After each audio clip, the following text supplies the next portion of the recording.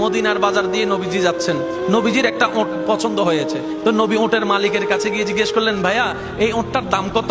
ওই দামাদামি হলো, নবী সে দামে কিনতে রাজি হলেন, কিন্তু নবীর কাছে তখন অর্থ ছিল না। তখন নবীজি ওনাকে বললেন, আপনি আমাকে ওটটা দেন, আমি এখন গিয়ে আপনার সেই প্রাপ্যটা পাঠিয়ে দিচ্ছি। ওটের মালিক ওনাকে ওটটা দিয়ে দিলেন।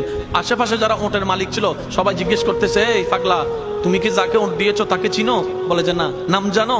বলে যে না। পরিচয় জানো? বলে যে না। ঠিকানা জানো? না। তো তুমি যে ওটটা দিয়ে দিলা, উনি যদি ওটার টাকাটা না ফাটায় তখন তো তুমি লসের মধ্যে চলে যাবা। সে ওটের মালিক বলে, এত সুন্দর নুরানি চেহারাওয়ালা কখনো বাটপার হতে পারে না, কখনো চিটার হতে পারে না, কখনো মিথ্যুক হতে পারে না। ওনার চেহারা দেখেই তো আমি ওট বিক্রি করার আগে মনটাই বিক্রি করে দিয়েছি, মনটাই বিক্রি করে দিয়েছি, মনটাই বিক্রি করে দিয়েছি। তোমরা যাই বলো, আমার মন বলে উনি আসবেই আসবে, টাকাটা পাঠাবে পাঠাবে। এই কথা বলতে না বলতে কিছুক্ষণ পরে নবীজির একজন সাহাবা এসে বলছেন, একটু আগে একজন ওট নিয়ে গিয়েছেন।